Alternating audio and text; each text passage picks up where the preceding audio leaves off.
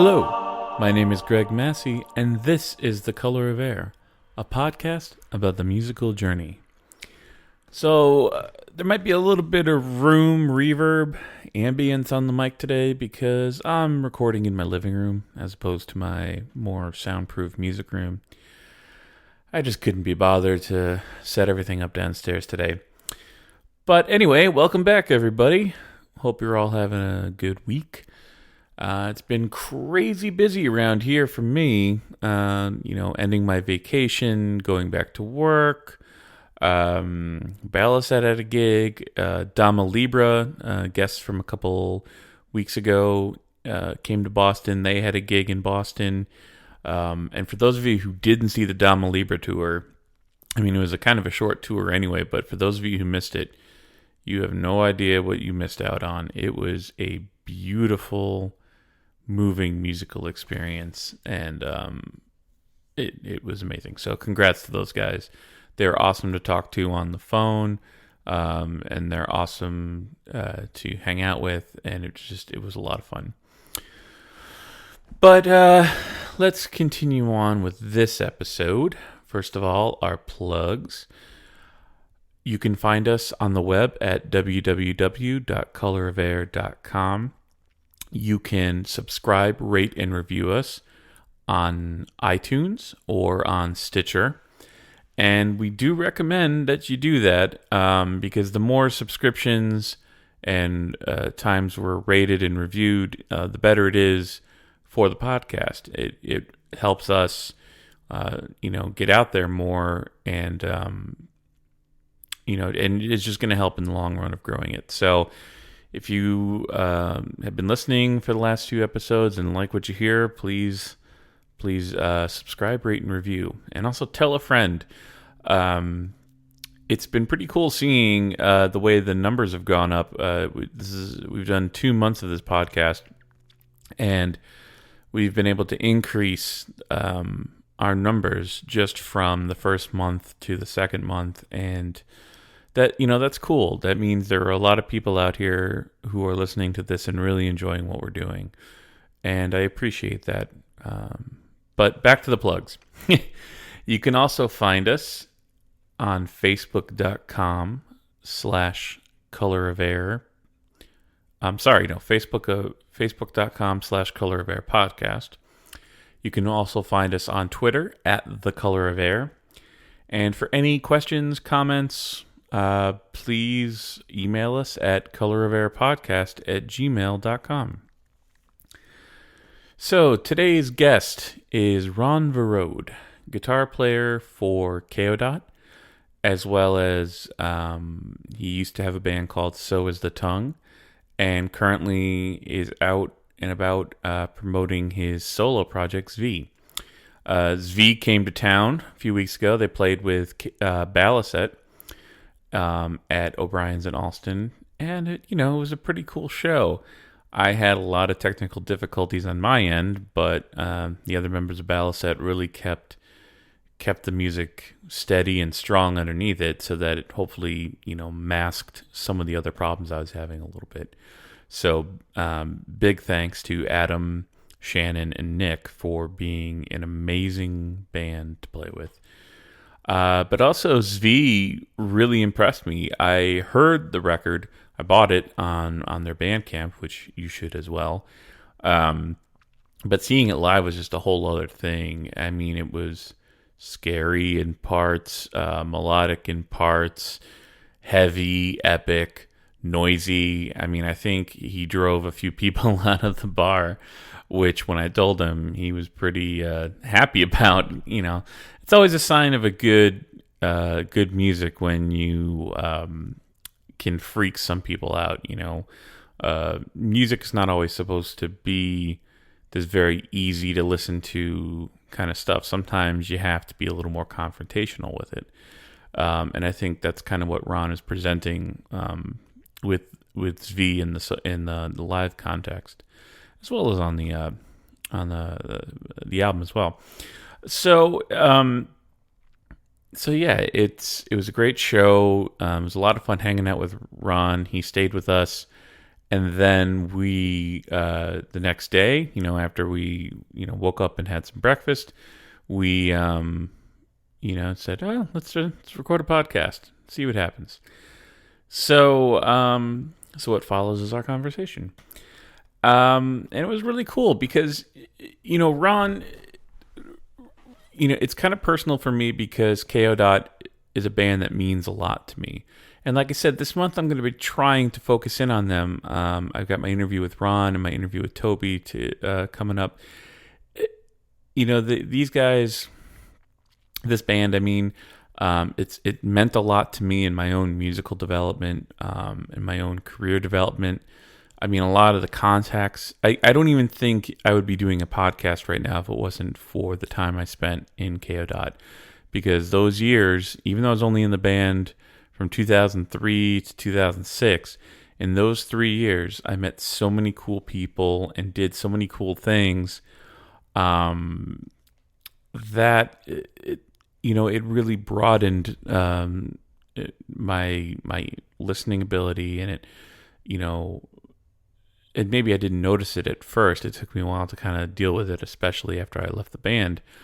But they were very just important to me. And, there's really no other way to say it, I guess. So, but, I left to work on my own stuff. And, they pushed forward. That's the one thing is, faced with a big change in instrumentation. Because when I was in the band, we had 3 guitar players, bass, drums, violin, trumpet. And ever since then, they've been working with a smaller live ensemble, but the music hasn't really lost any of its power or its edge. It's lost some, or I shouldn't say lost, but it's changed. It evolves with every single release they do, and where they are now is really cool. And they have a new record coming out in October called Coffins on IO. It's coming out on the Flenser record label, and I've heard it. It's an amazing album, and it adds a whole other layer of stuff to Kayo.'s constantly evolving sound. The drum work, the synth work, the vocals, the guitar playing, everything is just incredible on it. So I'm gonna do my part as a friend of the band to promote it as much as I can, because that's what friends do. So, but enough about that. Let's get on to my interview with Ron. Ron only sent me a couple tunes as opposed to the normal 3 that I usually play. So we're going to start things off to introduce you to him. I'm going to play you a little bit of his old band, So Is the Tongue, from their album A Child of Divorce. And this song is called Conflicting Stories. Hey,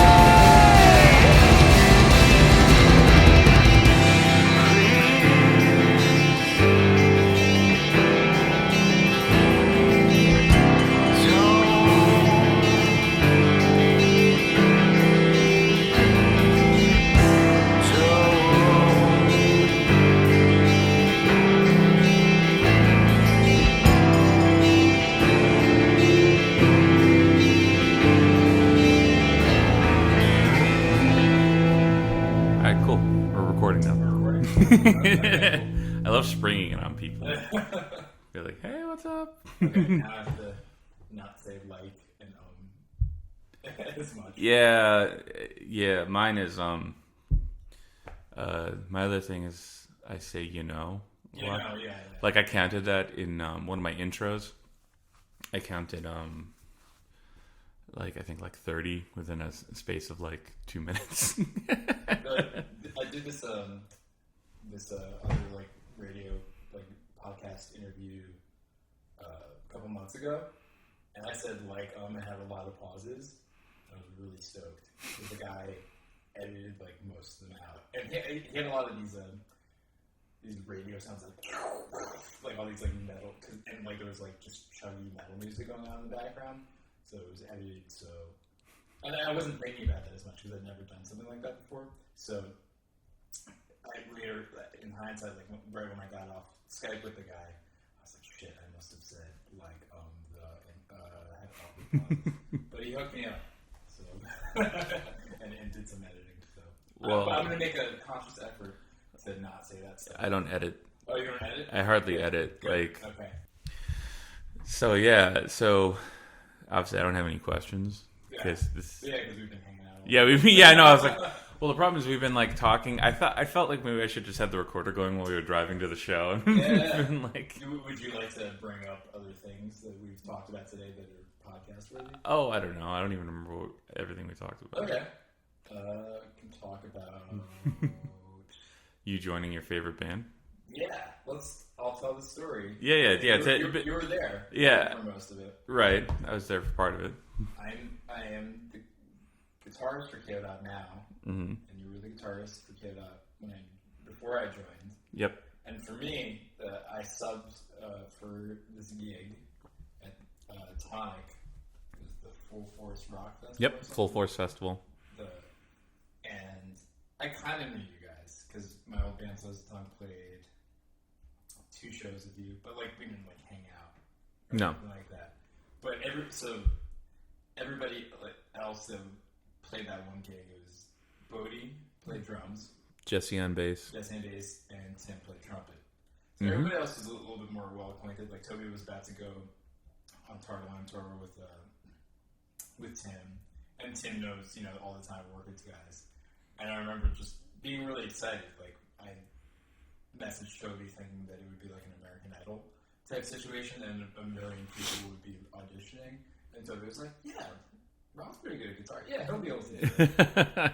Yeah, and he's like, "Yeah, you want to do it?" I was like, "Yeah." And it was like, before that, So's the Tongue's first show was that show at the Knitting Factory with you guys. And that was your first show. That was So's the Tongue's first show with Octopus and Bloody Panda and Kayo. So like, did Octopus play that? I don't even remember. It was us. They all blurred together so much. It was us, Octopus, Kayo, and Bloody Panda. Bloody Panda went on last because somebody else had like another gig or something like that, so they threw them on last. I never heard Bloody Panda, but like that was awesome and really intense. My friends who went with me were really bummed out that they had to see like all that intense, mostly slow, but all really dissonant music all in one night. But that was our first show. Okay. And, like, we were gonna try to. I was like living in New Jersey and trying to get maybe some kind of basement show going on before, because we already had scheduled. It was a month after we had another show with Octopus and Cleric and this other band, Consider the Source. So we played two shows like a month apart at the Knitting Factory with Octopus. So I was like, all right, like maybe we'll figure out a show in January. We played that show in January whenever Dazzin came out, and like, oh, maybe we'll like play like a New Jersey basement show, some like crap gig to help us get our shit together before there's actual people there. And not that like there was a lot of people by the time we played at the. No, there was like that was a decent crowd that first show. No, I don't even remember it. Yeah, I remember. But there was like people there, and I was like, oh shit, I wish we played like some other crap show. Like I was still somewhat improvising vocals and stuff. Like the songs were written and we had practice, but I'm the kind of singer that will just like kind of improvise a vocal and have it be like a workshop every time I play a show. So there's that. I was already excited about opening up for Kayo. But then Toby was like, "Yeah, you could play," and I was like, "Oh my god!" And I like was at rehearsal like a half hour early at the rehearsal space, the Funkadelic. Yeah. Yeah, I remember that. Yeah, those are fun, weird times. Yeah, and I remember this specifically. I wonder if you guys remember this. Like, Toby walks in with all of you guys. I guess you took the van and picked everybody else up. And Except for Bodie. Bodie drove in from Kingston or whatever. And Toby looked. I think he was trying to fuck with me, and he said like, "All right, guys, don't make this awkward," or something like that. like knowing that I was like a super fan. So, don't make this awkward. Yeah. I mean, he said something like that. Like, I was like, "Were you guys talking about me?" And I think he like smirked at me. I was like, "Oh man." but I don't remember having any in-depth discussion. So don't worry, we weren't. Yeah. So I don't think you guys were talking about me. I think Toby was just being a dick and trying to fuck with me because he knew that I was a super fan. And that was like actually one of my favorite experiences, and like just that first rehearsal and realizing like, oh, these. I don't know. It made it less. I don't know. How can I say this without being offensive? But like, it was like, oh yeah, these guys aren't that big of a deal. But like oh yeah, I can hang. I was like, it was like kind of exciting to like realize like, okay, I can hang. Yeah, I mean, it was cool. I mean that. Yeah, I mean, the one thing I remember from those rehearsals was me and Bodie talking about science fiction. TV shows, and he was like, we talked about Firefly, and then he's like, "Oh, are you watching Heroes?" And I was like, "No, I haven't watched Heroes." He's like, "You gotta watch Heroes." He's like, "It's the best." Yeah, and just realizing shit like that. But I don't know. When you're younger, you have this idea in your head of like what your favorite band is like, and that who knows? They just talk about philosophy and all this really deep stuff all the time, but. Everyone was probably just talking about Dungeons and Dragons and metal and stuff like that. I was like, okay, yeah. Yeah. I mean, if anything, Toby was always the one to try to never keep things serious, obviously, but he, I know when we used to hang out in high school, driving around, me, him, and Byron, and Byron and I would just go into, like, he called it a Simpsons hole, where Byron and I would literally just communicate in Simpsons quotes. And Toby would be like, "What the fuck, guys?" Because like it's like we all are pretty, intelligent people, and so it's just funny to like have us just like quoting Simpsons episodes, which not like a real conversation. No, which is exactly what we did last night a little bit too. You didn't see it. You and Byron. Yeah, Byron and I, it's just our normal thing. It's just like I forget why he was helping me carry stuff out to my car, and then I was talking about not finding my car, and Byron just goes, "She's not in there," which is the quote from Spaceballs. And then I threw in an airplane quote, and you got it. Yeah, because well, that's the thing. Like, I mean, that was what we did in high school. Is we watched, we watched movies, but like those are like the things that Byron and I always did. We always watched Airplane and Spaceballs and Simpsons episods, especially the ones that I had taped because taped off the TV. So that's like the limit of our comment, which is funny because Byron's such a well thought guy, and he's really intelligent, and he's very his stuff is like deep. It's very deep. Yeah, and so it's like funny because I'll have him on the podcast, I'm sure, but like half of it's going to be goof, and half of it's going to be like me being, all right, so seriously talk about the sword of Satan, and and then once you get him talking about a topic, he'll open up a little bit more. And he'll probably get amped. Yeah, well, he's always one to, if he knows you, he'll talk to you about stuff. Like, I always find it funny in Maudlin that, like, if I have a question on a lyric, like where I say, Byron, what does this lyric mean? He'll tell me the whole story. Yeah. If it's a lyric that Toby wrote and I say, what's this about? He won't tell me. I'm like that too, because I don't consider myself like a poet. I've only written lyrics for this V thing and for So's the Tongue, and like I tried throughout high school to try to have that be a thing that I'm good at, and who knows, maybe I'll feel comfortable with myself as that, but it's half like me compromising, just like I'll come up with a melody that kind of has syllables, and I'll come out with some words, and sometimes I'll like fill in the blanks because I'll think like, a phrase that is just me going la la la, sounds like a certain phrase, and then I'll be like, well, maybe the song's about this, but like I don't want to tell anybody because I don't like both So's the Tongue albums and also this Z album. Like I haven't released the lyrics as part of it because I don't like it. I don't think it works outside of that context. Yeah. At all, because I'm not really a poet or a writer or anything like that. Yeah, me neither. So, yeah, I mean, part of me wishes that I had, like, a Byron character to do the lyrics for me. I'm sure Toby feels, like, the same way. He doesn't like it outside of that context. Yeah. But I think for his stuff that he's done that Byron hasn't written, like Blue Lamb's the other thing. Yeah, no, I think Toby's a brilliant lyricist. Yeah, I like his lyrics. Like, I love it. He just played a solo gig in New York with songs that he wrote the lyrics to and stuff, and he said something about like Lucifer Baphomet, and I was like, oh, is that like a Byron thing? And he's like, no, it's something I wrote. It's like, I can't shake it. Well, I will say this, and I'm not going to expound upon this for anybody who, not that. Well, it's funny. I feel like there are people who are listening to this podcast, but because we get downloads, but like before the Toby interview, I actually put out a thing being like, "Hey, any Maudlin fans want to send in questions? I'm going to be talking to Toby." And because it's like I can't interview Toby the way I interview people I don't know. Yeah. And I got 0 responses.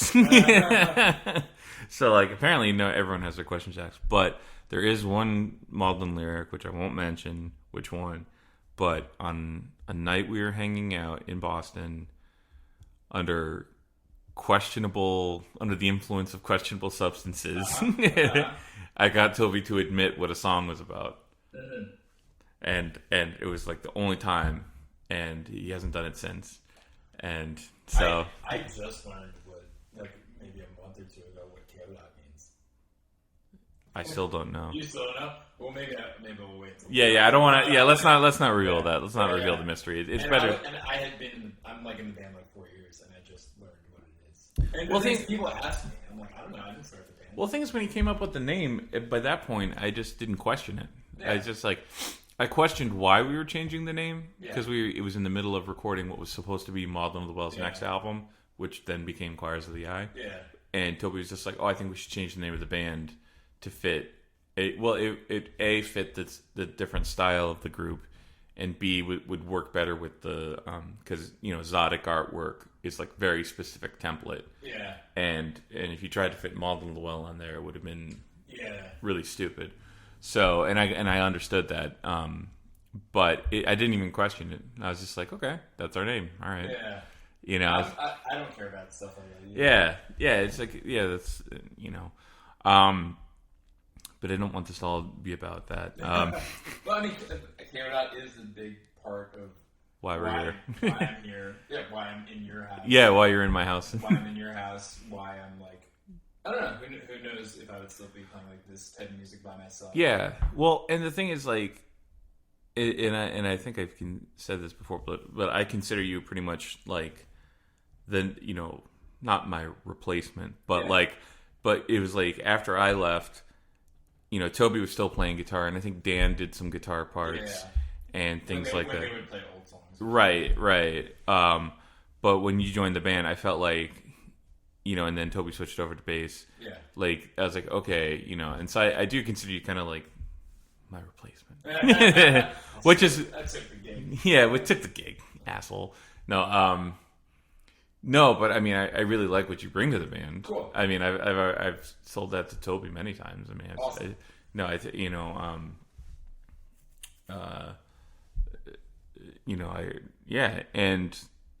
And so kind of going into it. So when did you join full time for Coyote? Oh, so I did that one gig, and then he revamped the lineup. And they didn't have bass guitar, and Toby was still the guitarist. So I think Taryn was playing like synth bass, and then they did Coyote, which didn't have any guitar, so like Toby could switch between playing guitar and like doing the chorusy, the gothy bass thing. But then Mia couldn't do this European tour. Oh, and I also did like a one-off gig with them in New York at Barry Electric. The only time so far that we've played the song Stained Glass. I didn't record it, but I learned it before it came out, or before it even was finished being mixed or anything. We played it at one show, and there was talks about me maybe doing a tour because somebody else couldn't do it, a US tour, but they worked it out. But I just got an email from Toby a month and a half maybe before a European tour, hey, me, I can't do it. How are you at keys? And I was like, I'm okay. And I was a little bit less than okay. I lied a little bit. And the first rehearsal I did with them was I was not as prepared as I should have been. But then I busted my ass. But it was, I came in basically to do Mia's parts from Coyote, which is was most of the set on synth. And then when we did some other songs, we played Antique and stuff, and I already knew how to play that because I played it the first time I played. Yep. So then I did that. I thought of it as just cool. I get to do this tour subbing for me at Kayo. And then we had a homecoming show. And then we booked this other gig in New Hampshire. And then even after that, I was like, all right, cool. So I'm this live person. They have a bunch of people. The first tour that I did, we had Yosin from Schnock. He just played for that tour. I was like, okay, cool. So I'm their live, and I was totally happy with that because I still had my own band and whatever. I was like, that's cool. I get to play in my favorite band all the time now. Instead of there was that one time, right. And then I did another one. It's okay, so I'm their go-to guy if they needed another thing. And then I did this other tour, when Gamma when Toby finished doing Gamma Knife, he's like, yeah, so there's guitar all over it because they recorded it initially live with just two saxes, bass, and drums. And I think they were thinking that they were gonna do it like that and maybe have a few overdubs. But then Toby wrote guitar for the whole album. So he's like, yeah, I'm gonna need you to go on tour. Is that do you want to do that? I was like, yeah, that'd be great. I was like, yeah, I'll do that. I know we'll go on tour and hang out with the guys. But it wasn't until I moved to New York, and me and Toby were just hanging out after practice for we did the library loft at the Stone, and he was just talking yeah, we should work on some new things. And I was like, oh, I guess I'm in this band now. It wasn't until then that I feel I was okay, I guess, because I didn't think about it. I didn't want to think about it too much. I was like, yeah, I get to play in Canada. I was like, I guess I'm in the band now. And so then when I was learning Kubardo stuff, I feel I was really in the band. But I guess I was also in the band when I was touring, doing Gamma Knife stuff. But Hubardo was your first record as a member. And I played all the guitars, even though Toby wrote most of it. I only wrote the parts for that one song, Winter Water. But yeah, I played all the guitars on that, which is cool. The new one, Toby did some guitars too, because he wrote it just yeah, why not? Yeah. He just would I would play the live track, maybe do one overdub idea I had. We kind of switched around, or he would be he would go do an overdub, and he's like, actually, Ron, I want you to do this thing. So that was cool. I played 100 minutes of guitar for my first Get Out release, so I'm not. That's crazy. I didn't even do that. Yeah, that's a lot. I was only teaching guitar part-time at that point, so and it was during the winter that we were doing a lot of the rehearsals, but I would spend hours just learning that stuff. I definitely got my chops up a lot just to be able to do that. And just we were talking before, that some of his stuff is just not intuitive guitar playing stuff, just the fingerings and all this stuff. Yeah, and I talked to him a little bit about it in our interview where, I kind of was because he mentioned, that he, for a long time, I mean, his primary instrument when he first started was bass, but he was mentioning how he approaches certain instruments in kind of a functional way, not necessarily knowing the exact technique. Yeah. And that used to frustrate me in the beginning. But I grew to kind of really respect it, and now obviously I deal with it a lot more. Yeah. Or I not deal with it because I'm not in the band, but I understand it a lot more, and it actually had a big influence on my playing, too, because he approaches things in a certain way. especially with his finger picking on the electric. Yeah. That was something that, because I think that was the thing, is that I always hit really hard, coming from metal. Yeah. And he always had, even though he was into metal too, but he always had this kind of soft touch electric style, which it was hard for me to adapt to, because I'm just like, I can't really do that. But I've learned it a little bit. I'm still not, again, but it's not. I'm not supposed, and I'm not supposed to copy his style, because that's what makes him, and my style is what makes me, and you, and that's the whole point. Also, I, like me taking guitar lessons and stuff like that. Your fingers just want to do pentatonic blues scales.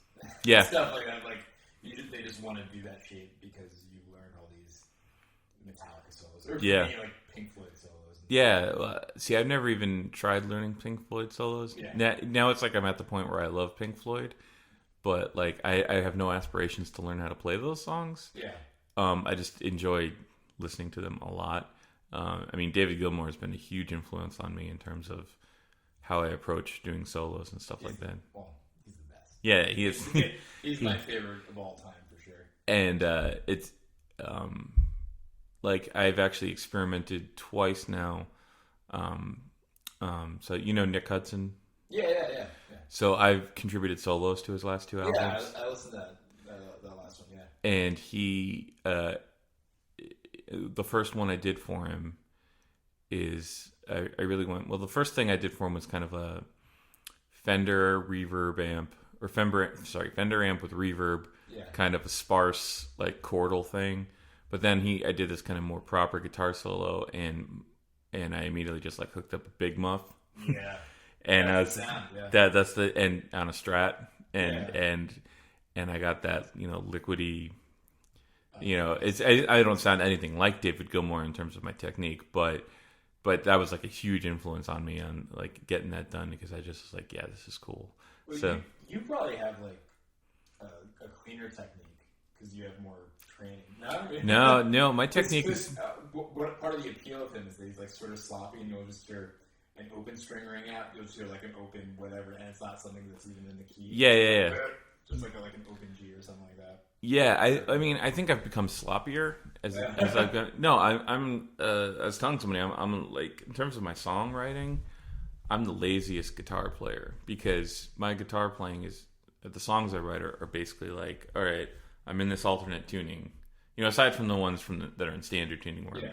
But I do the alternate tunings, and then kind of like, with us doing the alt tuning covers, I play like the same shapes all the time. Yeah. But because I'm in the alt tuning, it creates completely different. That Toby does that too. I think I learned it from him, because that was the appeal. I do. Yeah, I kind of do that as well, but I sometimes you'll revert to like power chord shapes and stuff like that. But I don't even know where I get some of the stuff when I do alternate tuning things, because I'm usually clueless. It'll take me like months to really like get in my head where the intervals are and stuff like that. I think it's just like a lot of noodling, and then I get shapes that like would sound like crap if they were in any kind of standard tuning. But well, and then the other thing I did that was like, especially on the early modeling stuff, is I had like a fake shredding, which is where like I don't know how I was able to do it, but I could get my right hand really fast, but my left hand was not. I how like the shred guys, it's just like, and like everything's synced up. Mine was never like that. Yeah. So I just kind of like moved my left hand as fast as possible, and somehow it created this illusion of shreddiness, which suited me well. But it's like, what's the point of actually playing notes? If notes are going by that fast, yeah. What's the point of actually playing real notes? Yeah, so it was more like it was more like creating the sound of a flutter as opposed to a really technically perfect flutter. Yeah. And I mean, you can hear that on all the modeling stuff, but that's also because I didn't come from a shreddy. I came from like wanting to be a shredder but not being able to. Yeah. Because I just was crappy at practicing, first of all. But two, my original guitar teacher, I mean, like he never he was more of a bluesy rock guy. Yeah. And so like he would give me like, I wish I still had it. It's so awesome. He made a tape because he had a tape deck in his rehearsal room where we're taking the lessons, and he would just record like these blues licks. Yeah.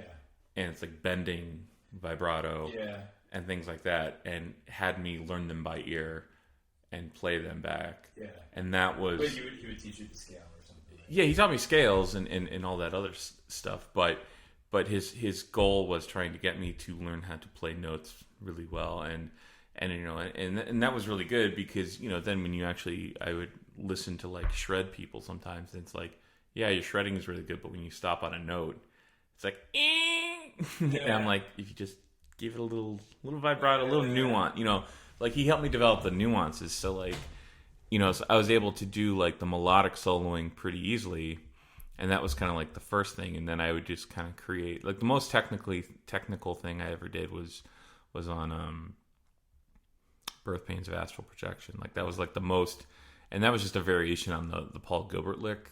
Mm-hmm. Do you know that one? Did you ever learn that? No. It's where you take the I think it's because he was the one who did it. It's like, so imagine you're playing like a minor scale, okay? Yeah. Like a minor scale up on the B and E strings, like E minor we'll just use. And so you do 12, 13, 15, and then with the index finger you go to the E. So it's like, and when you and I can shred that really fast, and like, you know, and then you know, like there's so a lot of the licks I do are variations on that. Again, laziness. Like it's my guitar teacher that I had always tried to get me to do shreddy stuff, stuff, but you know, and I took lessons for like 4 or 5 years throughout middle school and high school from him. But I was like a dumb kid and just wanted to learn songs. This is before like tabs. No, tabs were everywhere, but I didn't trust them. But what he kept my interest with taking lessons is he would teach me weird shit. Like I borrowed a delay pedal from a friend, and he was like, "Check out what you can do with this," and just like volume swells and all sorts of weird stuff. And that's what I like doing the most. Yeah. Is doing weird noises. Well, yeah, because you never do like really like shreddy stuff in the band, but you have like a really well developed. I think if I sat down with Jackson and got a metronome going, I'm sure I could do that stuff. And there's little things I have to learn every once in a while, but I almost want to be a synth player or something like that. Yeah. So like I had, once I learned about volume swells and delay, but it's kind of like an overused technique at this point. There's like, all these solo guitarists that do that kind of stuff. But so there's that. And then like I actually still have it in my parents' house. I have like that Fernandez with the sustainer. Yeah. And I just like I wanted just something that sounds like a synth. For a while, I took like a month of violin lessons when I was in high school, just because I wanted something that sustained. But then it's a lot to keep up, and the violin teacher that I had didn't respect that I already knew stuff about music. She like treated me like I was like an 8-year-old. They do, like, yeah. Some of them do. It's like, and she's an older lady, and she just couldn't adapt to me knowing that I was a musician already, and I knew what a quarter note was, and this and that. And also, I just didn't. It didn't motivate me to practice. But then, like when I found out you could do stuff like that on guitar with like the sustainer and all this other stuff. Ebo. And I didn't have an Ebo, but the sustainer is like an Ebo. Right, yeah. Built into the guitar. So like that was like a thing that I was really into for a while, and delay pedals and making stuff not sound like a guitar.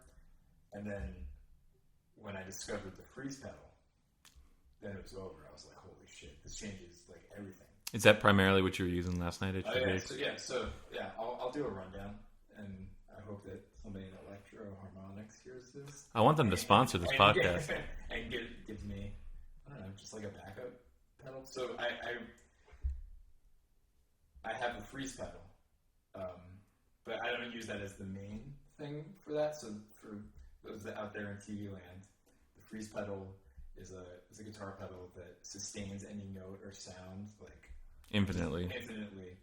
And for me, like when somebody told me about that, I was like at a party or a bar, just talking, being a geek, and talking to some dude about guitar pedals. Like, oh, what's your pedal board like? I was like, what's the freeze pedal? And he told me about it, and just like I was like, that's what I've been searching for my whole life.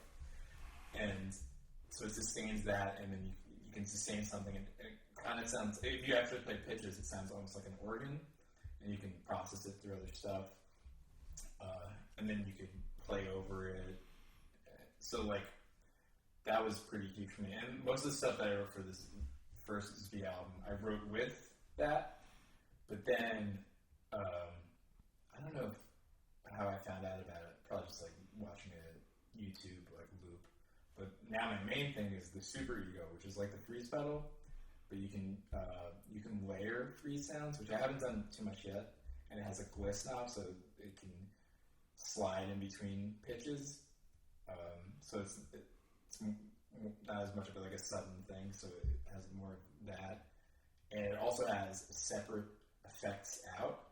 So like my main rig for whatever rig I use, I do the effects send into like a chorus pedal, so that it sounds like a planetarium type thing, and then that goes out to 1 amp. So I have it going through like that little piece. So you just have a dedicated amp just for that, because yeah. So it's like I have like a synth, and I use like this PD combo that I've had since I was in high school, because I wouldn't use it for guitar anymore because I'm gonna stop and I like 2 amps. But it's like I would throw like a synth through or something like that, or through like a keyboard amp. So that's kind of like that. And actually, that amp has chorus on it too, so I throw more chorus and reverb on it, so that it's like so that it really gets really washy. And then the guitar side with the delay and a reverb, and another like the old freeze pedal I have on the guitar side too, so that I wanted to sustain that part too. It's insane. So you can do like double, more layering, more layering, more sustaining and stuff, and then there's delay and stuff. And I have a feeling at some point, so far in this tour, I haven't had any problems, but like also having reverb on the vocals, a la Toby Driver, has become important for me. Once I realized that he like always has it, and like when I started playing with them, I was like, yeah, I should do that because that's part of the vibe. And then like it picks up other stuff and makes that washier. Yeah, so basically, I just don't want anybody to hear anything that I'm doing. Yeah. So, but like once I realized I could do that, I had like that band So's the Tongue, but I was like, man, I could write solo guitar vocal music that isn't just like most guys when they do that stuff. And not to say that it's not good, because the other night in Rhode Island, I played with my friend, but he has a solo thing, Lucas Brody, and it's like solo looping guitar stuff with a lot of tapping stuff. You would think it's like pretty typical, but he's really good at it. But I just didn't want to. I had done that looping guitar stuff before, and I feel like that's compromising. It's hard, and I feel like it's compromising because then you're like, okay, well, this is the way that I can make it sound more like than just like one guitar is by doing that.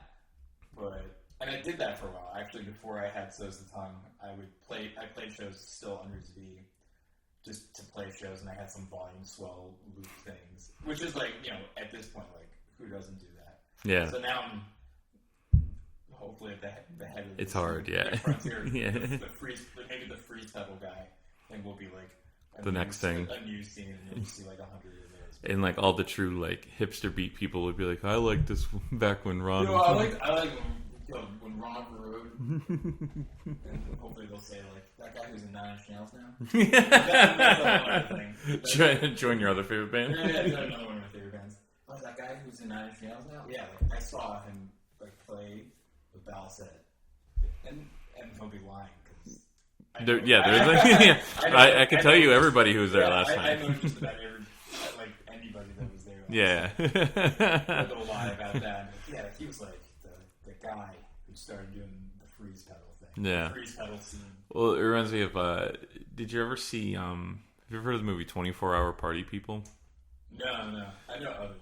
It's a documentary. Well, no, sorry, it's not a documentary. It's a biopic. Okay. About this guy, Tony. Why am I forgetting his last name? But he was the guy who founded Factory Records. Okay. So he did Joy Division, Yeah. New Order, some other band in the 80s or whatever. And the thing is, he's an unreliable narrator. Yeah. And the movie's the same way. So, like, you can never take what he says completely seriously, which is really funny. But he talks about this, like, infamous Sex Pistols gig in Manchester in, like, 75 or 76 or something like that. And how basically in attendance at that show were Morrissey, the Joy Division guys, and some other band, like famous people who went on to form other bands. And it was just like, is it bullshit? I don't know. Like I don't know. But if it was, it's like, so the idea is that like this one Sex Pistols gig to about like 20 or 30 people spawned like 3 or 4 other bands, and so it's like this kind of, so it's supposed to like live in infamy. It's like, you know, because who knows if the Sex Pistols actually played good, but just what they did resonated with like enough people at that show that then like a bunch of people from those, it's kind of like the old saying with when people say like, you know, 10 years, not 10 years before that, but like with Velvet Underground, like that first Velvet Underground didn't really sell, but everybody who said, I think it's the guy from REM, said everybody who bought a copy of that album formed a band. Yeah. You know, and so it's like, there's a bunch of stuff like that. That last Talk album, which Stuart showed it to me when I was over there in Seattle. Have you heard that one? The Laughing Stock? Yeah. I've heard a little bit of it. It's really good. You should check it out. And it didn't sell well at all because it wasn't, you know, it didn't have It's My Life, but like all the R&B types. Yeah. Like, you know, I love that record now because he showed it to me, but everyone like loves that one, even though it didn't sell. So like, yeah, I guess it means something different. Like this tour, I haven't had big crowds or anything like that, but so far, even just like me playing around New York and stuff, if it's not like, you know, friends, they have to watch you and be like, oh, great gig, because otherwise, you know, you're like, you're a dick. Yeah. They have to say that. Yeah. So maybe they genuinely mean it, but you can't really trust their what they say. But like, there's always like this one guy that's just like, that was a fucking thing, man. That was weird. I don't know what that was, but that weirded me out. So yeah, maybe, and like if there's that Sex Pistol show where there's 30 people, which I mean, I wouldn't be bummed if I played in front of 30 people. But yeah, you know, in the grand scheme, I think. I also think like people, like it's a different perspective back then. Like I think back then that like.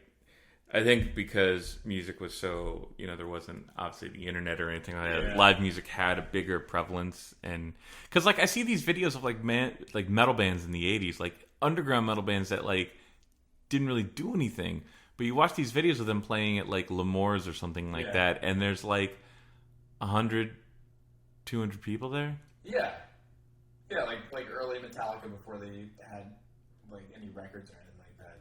They would just sell out a place because a band was playing or something like that. Whereas, how many shows do you think were going on last night in Boston? Like, my one friend, he came from a punk show. It probably had a lot of people because punk is it's fun, you know.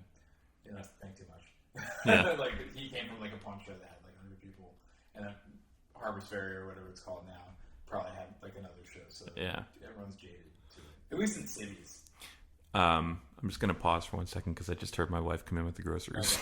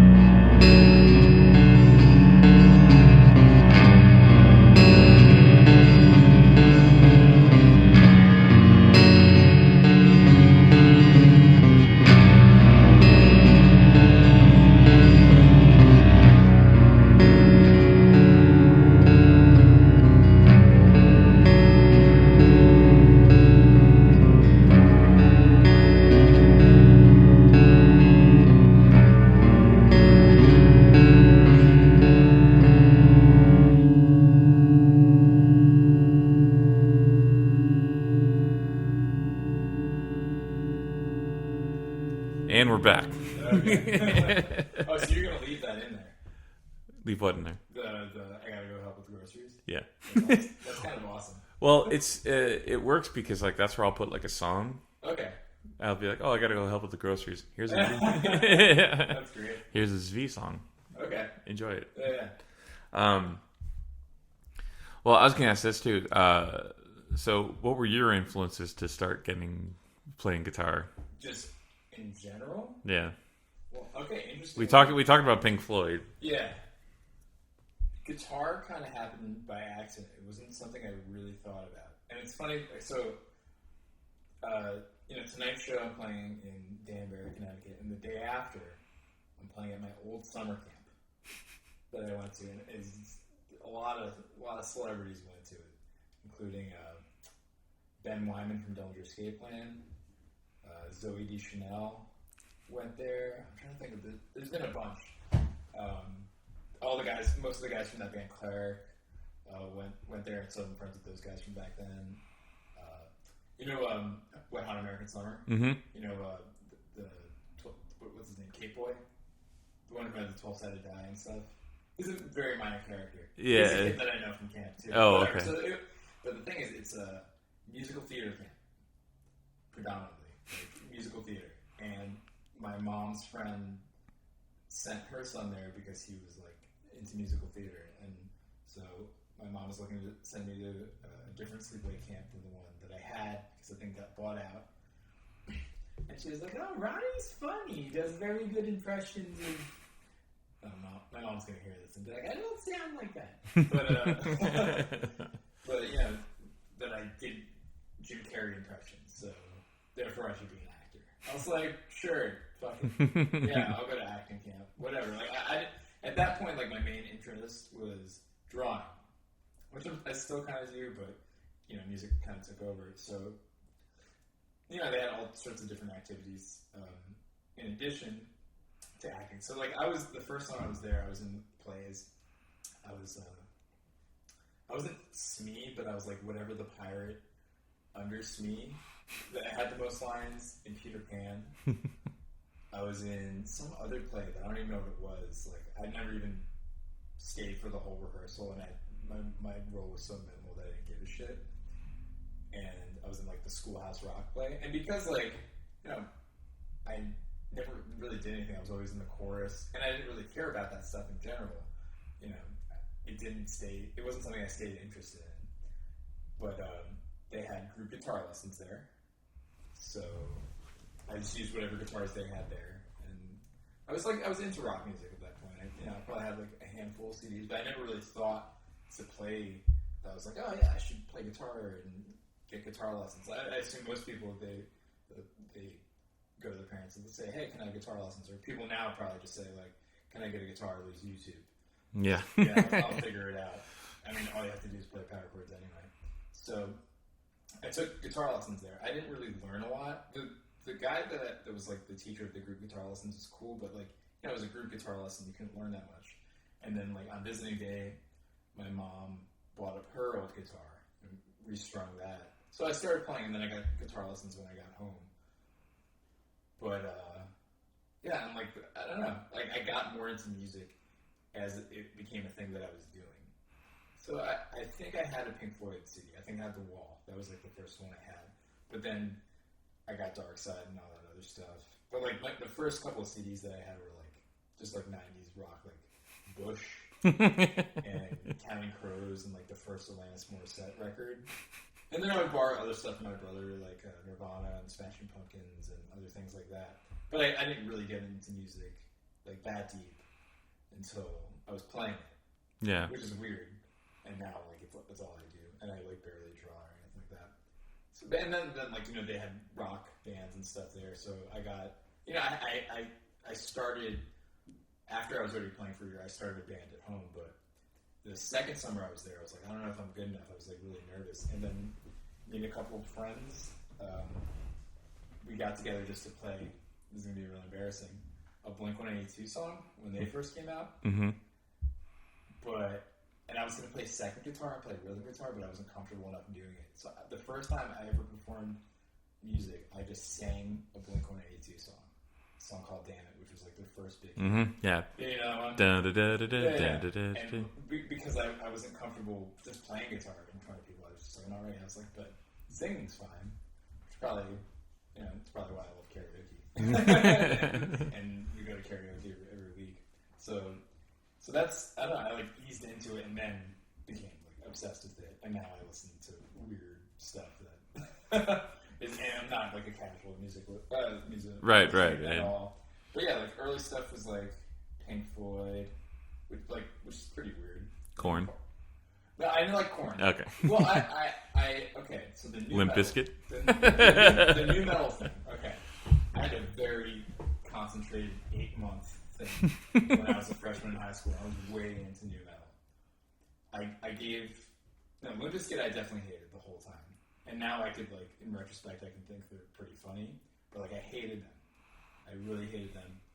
Korn I thought was okay, but the Deftones, that's still one of my favorite bands.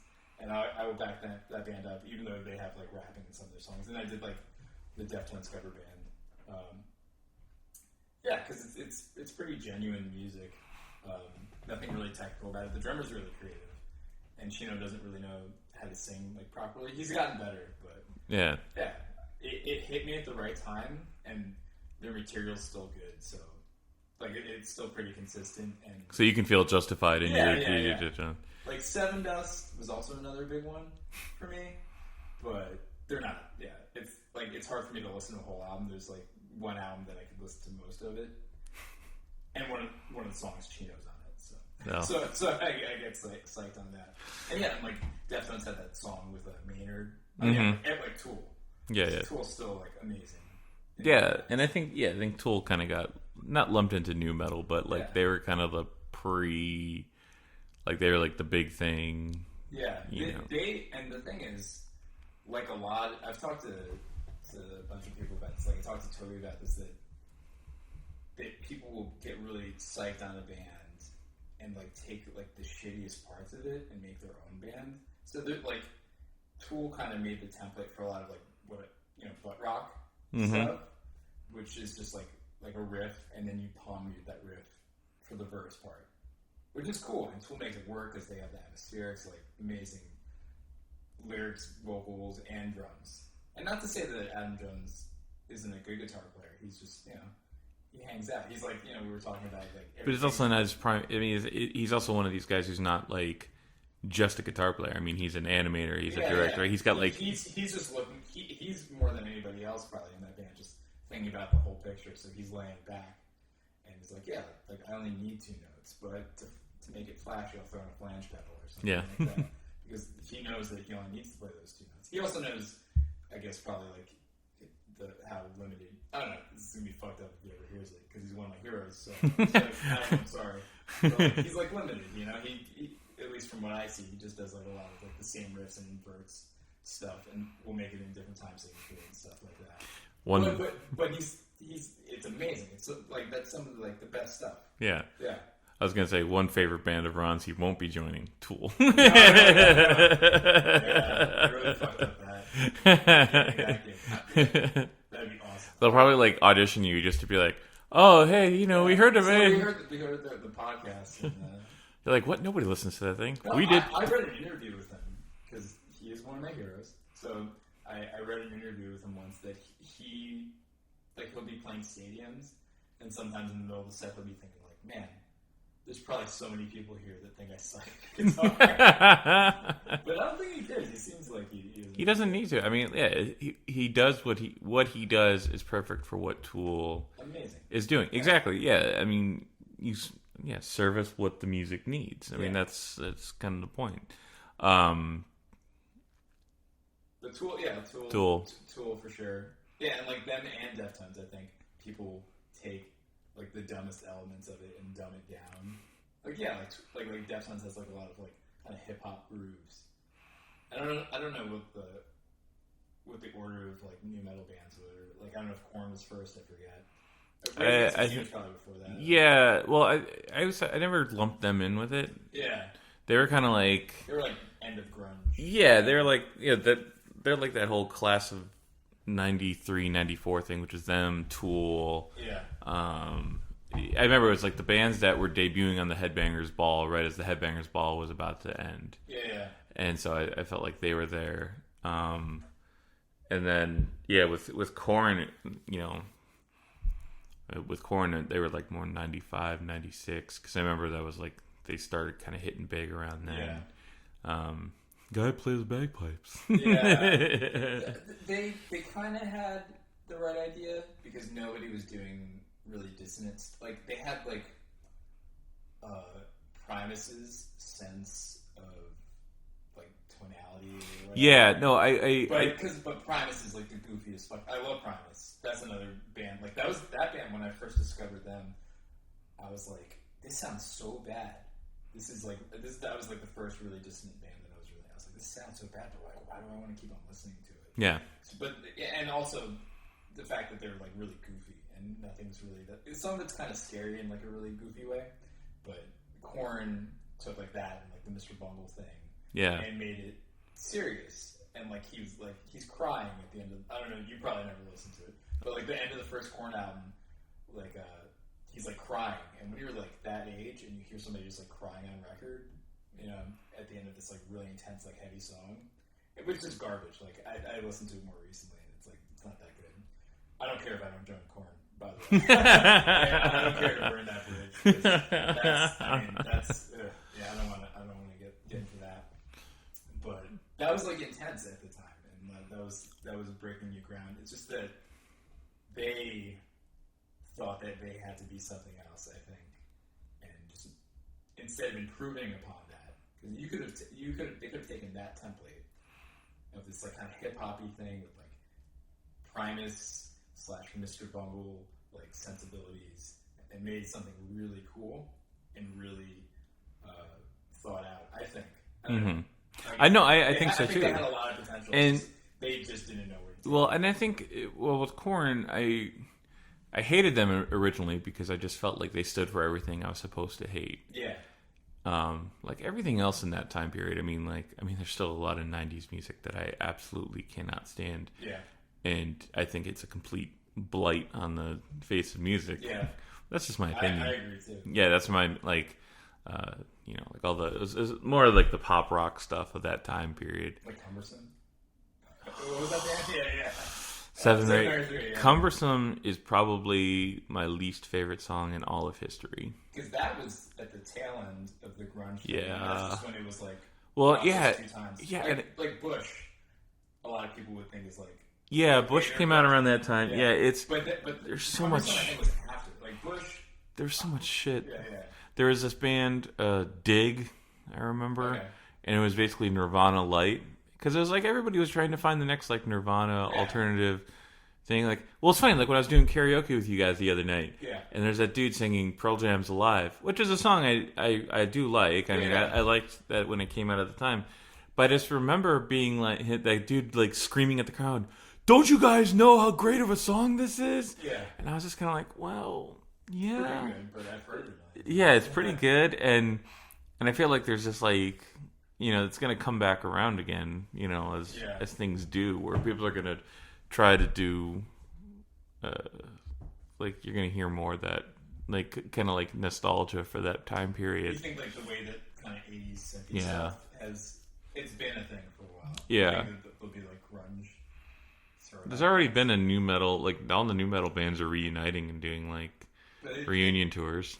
But that's like, it's pretty sad, some of the venue sizes that 4 of these bands will play, and they probably don't even like fill the house, Yeah, well, and I feel bad too. It's like as much shit as I talked about Limp Bizkit, and we'll continue to talk shit about Limp Bizkit. I know a lot of times I'll be walking around the house after I've had a shitty day, and I'll be like, just one of those days, and I'll start singing it, and I'll be like, God damn it, how can I relate to that song? I don't want to relate to that. I never want to, any band that has an album called $3 Bill, Y'all. Yeah.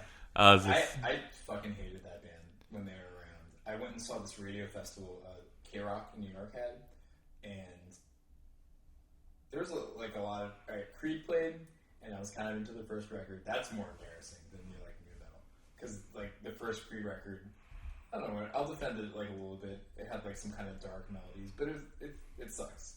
Now I can't even listen to that for fun because it's really bad. But I had that first Creed record. They played, Seven Dust played, Deftones played, Ozzy played. So it was like before he went on Ozfest, he did this radio festival. And STP played, so it was really cool. But like Limp Bizkit, I just made me so mad, and it was right at the height of everything. So a lot of people even left after Limp Bizkit before Ozzy played. For some reason, Creed played last, and like everybody left. I was there still. I'm already here.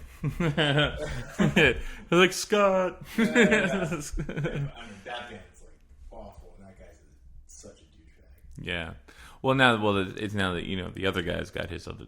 Mark Tremonti is like the Alter Bridge band. But that sounds like Creed. Yeah. Well, who's a fan of Alter Bridge? Yeah. King Diamond. Really? Yeah, I was listening to the Eddie Trunk podcast, and he was interviewing King Diamond, and King Diamond. It was interesting for me hearing the stuff that King Diamond likes to listen to, because you think like he's so scary, and he's probably like he doesn't listen. Well, I mean, maybe he does a little bit, but his favorite bands are not like the black metal bands or anything like that. He's like when he talks about 70s music, he talks about really liking Uriah Heep and Alice Cooper and guys like that, and then he's like, oh, and I really love the Alter Bridge record. He's how old is King Diamond? Is it 70? No. He's in his mid 50s, I think. Mid to late 50s. I thought he was at least 60 something. No, he's close to 60, but I think he's like mid to late 50s. Okay. But yeah, like he was talking about that, and it's just like it's funny hearing like the influences of like King Diamond, because like you would think like I would like to hear like King Diamond just talk about like, well, I just listened to a lot of Con 8 recently, and I don't know, something else like really scary, just like Burzum or something like that. Just apparently he's a big Rush fan too. Well, who doesn't like Rush? Well, yeah. In fact, I guess he's like the other thing about him that they learned, and I mean, people should just listen to the Eddie Trunk podcast to hear the interview. I recommend. I don't care if I'm pimping another podcast, but apparently he's a big audiophile, King Diamond, and he invested like in these amazing speakers and all that stuff, like like a vinyl system and everything. And so, and he just loves. Oh, Jethro Tull, he talks about loving and Rush, and he just I mean he's a 70s music fan. I mean, like I think it was different if you grew up in the 70s, or if you came of it like in the 70s there wasn't a distinction between. I mean, there was probably maybe I could be wrong. I wasn't alive until 78, so but like the distinction between metal, it was like you could go to see a show and it would be Deep Purple or Black Sabbath with Jethro Tull or Led Zeppelin and all these other bands. Like it was more. It wasn't as much of a. Things were more unified, I guess. Or you could be into like a bunch of different stuff. Whereas like when I grew up, it was like I'm down with. Yeah, I'm down with it. Like even just like last night's show, each band was different, and I prefer that type of thing. I prefer that too. I can't stand. I like when we used to play like the metal festivals in Jersey and Milwaukee.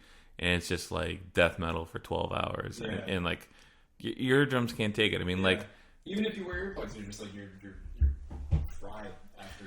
Yeah, and with death metal and things like that, the death metal bands that I usually don't like a full album from them. I just like a few songs. Yeah. Like Nile, I really love. There's some Nile songs I really love because I think they do cool stuff in it. But I don't know if I could listen to the whole thing. Or I mean, Gorguts I can listen to a whole album from, but they're. Like I went to the Saint Vitus show. And that was the longest. Actually, no. Because I saw them on the Portal tour, too. Them I can watch, but that's because I love Gorguts. Yeah. That much, but I didn't go to the whole show. I, I think Toby and Keith were at the show already. I was like, so how many bands went on? And I was, just hanging out at my friend's house. Because I can't. It's too much. Like, I went and saw this other band, Cult Leader, which is, Gaza. Yeah, it's you guys played with Yeah. Yeah, so it's like the new Gaza band, and I just didn't want to be at a hardcore show all night because just that atmosphere is just I can't be around that many people and pushing and stuff like that. But for the 45 minutes or whatever that I was there, it was awesome, and I just went just to see them walked right at. Was that the tour with Oathbreaker? Yeah, They're like from Europe or something like that, right? I don't know. Yeah, but I didn't know who Oathbreaker was. I just wanted to see Cult Leader. Went in, I asked the door guys, like, I approximated. It was like there was 5 bands on the bill. That's like ridiculous. Any type of music, I don't want to see 5 bands unless I'm at an all-day festival. And go eat for a little bit and stuff like that. But you're like there for the night, so I was like, they'll probably be there on at like 11, and I got there at 11. They were setting up. It was perfect, and I left the second they finished because I can't anymore. Well, when I went to go see Cynic last week, I remember. So I went early because my friends, Protein Collective, were playing first, and I kind of knew Reign of Kindo a little bit. I kind of knew Lesser Key a little bit, but it wasn't enough where I really wanted to, stick around. But we stuck around for some of it, and then we went to Spike's to get hot dogs, nice. And then we came back for Cynic, and I don't know what it is, but like my legs were tired. Like I had a hard time standing. I was just like, and then when Cynic left the stage and everyone started screaming for an encore, and then they didn't come out for an encore, I was like, oh, thank God. Like I didn't even get it, and I felt bad because Protean Collective, like they sell shot glasses. Yeah. And Matt from Protean, in my interview with him, he mentioned they do the Jameson game. Yeah. Which is they pour you a shot of Jameson. Yeah. You drink it, and you win another shot of Jameson. Oh, really? And he kept telling me, he's like, you got to come to the after party. We'll fill up your new shot glass. And I had no energy for the after party. I didn't even get a chance to say bye to him. I felt bad, but not that we're that old, but like I think when you're younger, standing up isn't an issue. Like I could probably watch an all-day show if I'm sitting down. Like the last festival type thing I went to was, I think it was the last one. I don't know. It might have been another one that I hated and blocked out of my memory. But I went and saw Portishead curated All Tomorrow's Parties in New Jersey, and there were seats at most of the stages. That they're scattered around Asbury Park. And I think that like helps a lot. It did. Yeah, because like when you're young, you're okay with being at a show all day. You have the energy. When you're like 18 or like oldest, and then you're just like you've seen so much music and and the whole pushing thing. Like I don't know if you've been to shows like that recently where people push around. And, like I saw Dillinger play at St. Vitus, which is cool. It's like really intense, but I was like in the front and people were just pushing my legs against the stage. I was just like, I can't.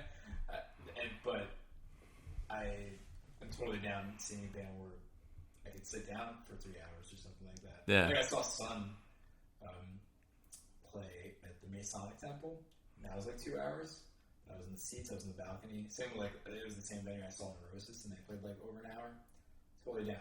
Yeah. Yeah, but like, you saw the Cynic show at Harvest Fair or whatever. Yeah, Brighton Music Hall. Yeah. It was fine. I mean, like, it was cool. I mean, well, funny story. But we actually drove to see, back in '96, Toby and I drove up to see Lollapalooza with Metallica. Oh, wow. And poor Toby, he got caught in the front during the Wu-Tang Clan. And he was pressed against the railing. That's another thing. Short guys like me and Toby, it sucks the most. Like when I used to go to shows with the pushy stuff all the time, like you're just pushed. There's just people pushed up against you, and you can't see anything. You can barely hear anything. It's like, am I enjoying myself? Yeah. Is this fun? And I don't think it was. The last show that I remember kind of enjoying that was like Nine Inch Nails did their farewell tour thing. That was like bullshit, and I knew it at the time. Yeah. But I went to it because they did it at small venues for them. Like they played at Terminal 5, and that was fucking awesome. Because I think everyone else was around my age, and they're like, yeah, we're gonna like get excited, but like, yeah, our legs get tired too, so we're not gonna do too much of the pushing stuff. Yeah. And I'll just interject and say farewell tours are bullshit. Yeah. I saw Ozzy on his farewell tour in '95. Yeah. Oh, this is my farewell tour. Yeah, so I could just cash in. Yeah. Who else? Cher did a farewell tour, but now has a residency in Las Vegas. And Kiss has done. Kiss has done Kiss has done a few. Judas Priest did that. They're like, oh, this is the Epitaph tour. This is it. Yeah. And I was like, oh, cool. But I still didn't get a chance to see them. And then but it's okay because like they're back around again. They have a new album and they're touring again. It's like, yeah, farewell tours. Like I think no one should call it that. Like the only people. I mean, apparently Motley Crue is saying yes, this is definitely our farewell tour. It's bullshit. And well, for them it might be a little different because Mick Mars is like pretty much an invalid at this point. But he's like 10 years older than everybody else in the band. B, he's got that bone disease, so he's like hunched over, and it's a miracle that he's still playing, basically. So I believe it more with them. And but they could get a guy, and it'd be weird. They could, and then. And the thing is, these guys, that's how they. I don't know. Maybe they might be set for life. I'm not sure, or maybe not. Maybe they bought these really expensive houses, and they're, they're what you call it, taxes. They're property taxes. Yeah, what's that? Yeah, that thing you pay on your house. Yeah, a house. Who lives in that? And the property taxes or something like that, or like so. Yeah, they have to still play in this band to make that happen. So they've only done that since the '80s. So what else are you going to do? And if someone comes to them with enough money and says like the only band who's been able to successfully refuse large copious sums of money is ABBA. Well, someone offered to pay them $1 billion to do a reunion. Yeah, and they said no. Also, the Smiths, I think. Yeah, the Smiths are pretty steadfast about not doing that. But the thing is, those guys I think all do well. Well, at least like Johnny Marr and Morrissey do well by themselves. Yeah. So yeah, pretty much. Yeah, it depends on your situation in life, but I mean, like, the other reason I was saying the '90s are coming around again too is like there was that cruise and it was gonna be Sugar Ray. Oh my god. Yeah. Who was it? Sugar Ray. Was it Smash Mouth? Smash Mouth. Who did Sex and Candy? Marcy Playground. The most. All right. So this is a sad story. I was with a friend at Six Flags in New Jersey, and we were just there on like a normal night, maybe even a weeknight or something like that, during the end of the summer or something like that. And we walked to the theater, which I've seen like real bands will play there, and you have to buy a special ticket just to go to that. And there's this big theater, and on the marquee it says tonight Smash Mouth, and we're like, holy shit, we gotta check this out. We walk in, there's like a bunch, like maybe 30 people there sitting down, mostly like parents dancing around with their kids. They like busted out Running with the Devil, like just covering that in front of a bunch of like kids dancing with their parents. And then we walked out and we heard them play like Hey Now You're an All-Star. But I was just like, oh man, that sucks because those guys, maybe they didn't save their money, or maybe they just like, what, fuck it. I doubt that you really want to play Hey Now You're an All-Star that many times. But yeah, or the Walking on the Sun song. Walking on the Sun. Yeah. They might have done that one too. We stayed there for like 10 minutes. We sat down and we're just like, this is... It's like, or the Sublime band. Yeah. Badfish. Yeah, because maybe the money ran out. Yeah. Well, the money ran out and the dude killed himself, so... Yeah, no, but the money ran... Because they started doing really well after that guy died. Yeah, that's right. So they got a lot of royalties. And they were probably like, shit, yeah, we can just hang out. All the guys were like, we can hang out. Well, it was just 2 other guys? I think so, yeah. Yeah, it's just So they were like, yeah, we can hang out. And then they're like, shit, the money ran out. It's okay, we could do this and we'll like do that. Because cover bands do well. Yeah. So like, we'll do at least like better than a cover band. And songs we already know how to play. And like, they probably like those songs. So they're just like, fuck it. Yeah, let's just get some other guy and call it something else. Like the Doors did it for a while. Did they Ian Astbury? Yeah, probably because Queen's fucking doing it. Yeah, Queen's doing it, but Queen at least acknowledges because it's like Queen with this guy, Queen with that guy. So it's not really Queen. It's just like Queen members with it's part of Queen. Those guys probably don't need the money because I'm sure We Will Rock You and We Are the Champions have been in enough commercials that they've gotten. Yeah, it's probably just more just to get out there and still play. Yeah, maybe they still enjoy playing, but I don't know. Like, let's say, like Scott Walker or something like that. He could have easily fell into something like that. I'm not really too familiar with his, like, pop material, but he could have... He was probably set, I think. I don't know. From what I understand, I saw, like, that documentary. Yeah. So he might have been set and been like, okay, well, I have the money. And maybe he's just one of those very few people that he used to be into pop music. And he's like, well, actually, this is what I really want to do. Now that I have money and I'm set, I'm going to be a fucking weirdo. And I have the budget to make these, like, really high quality, weird records. I would like to think that that's what I would do if I got, like, a pop gig.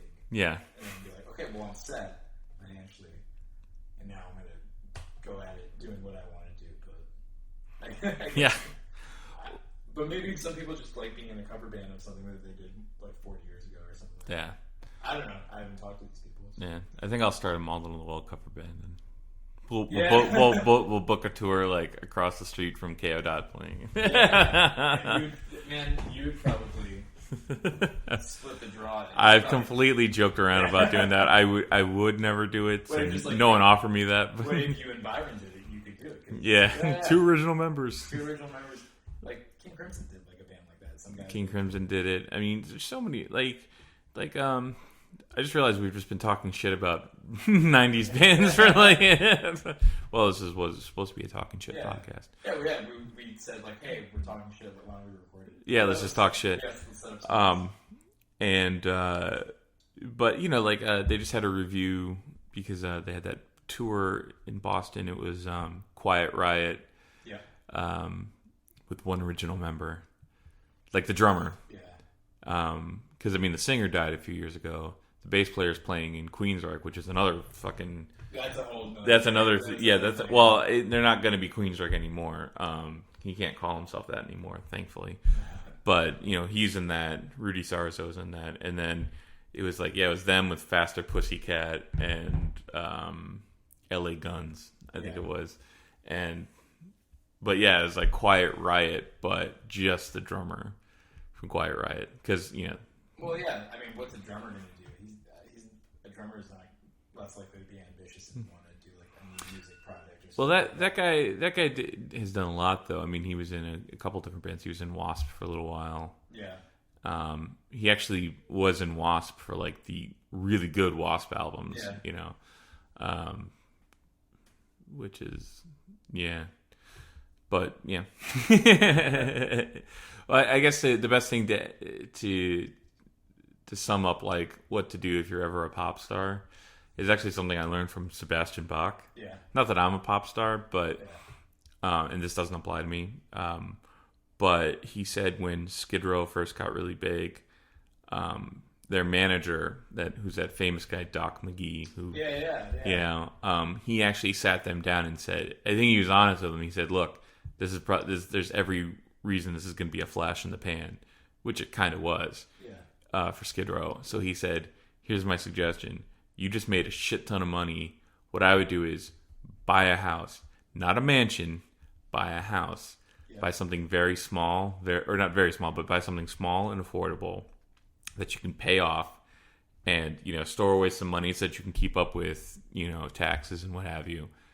And that way, if this all goes south, you have a roof over your head that you've paid for. Yeah. You're not going to be paying a mortgage. It's not like you renting out. You're getting this like $5 million palatial estate, like what MC Hammer did.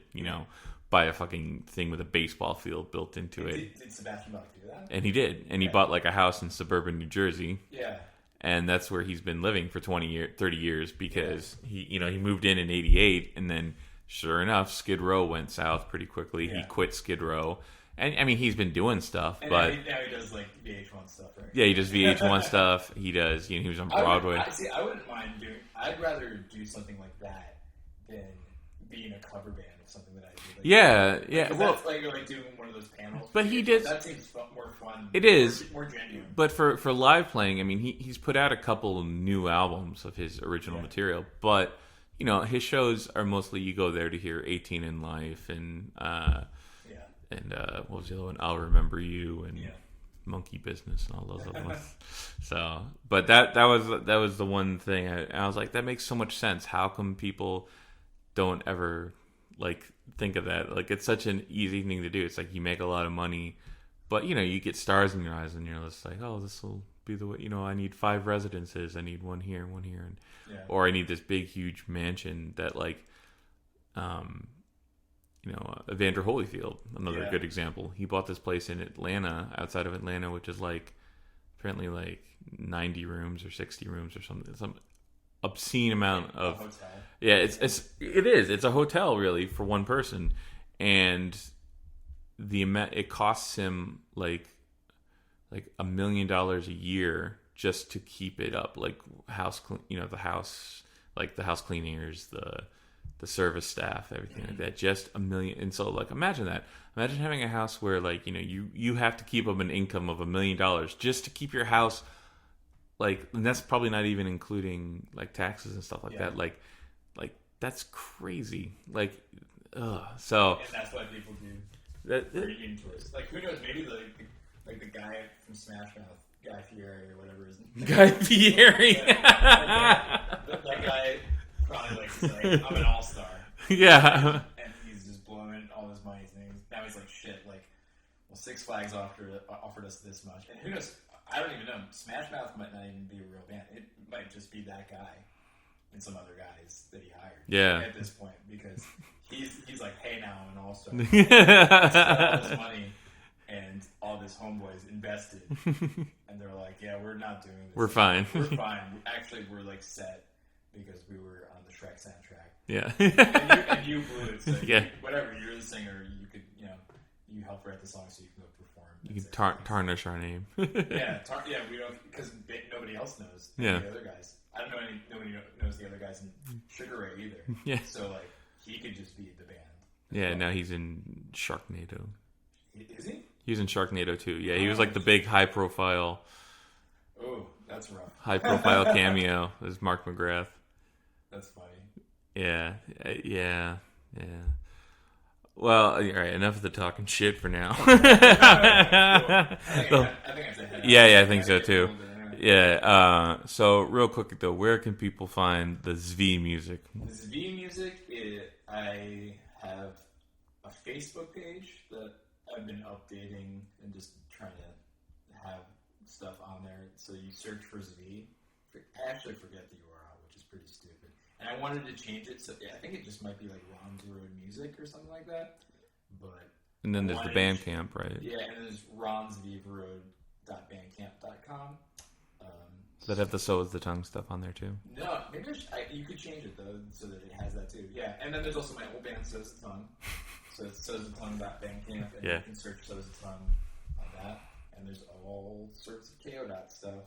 Yeah. You should also support, because that's like, we have some cool stuff coming up this year. Yeah, Coffins on IO, which I talked with Toby about a little bit. So yeah, whatever. That's like, he writes it. I just make it sound good. All right. Well, thanks for taking the time. Yeah.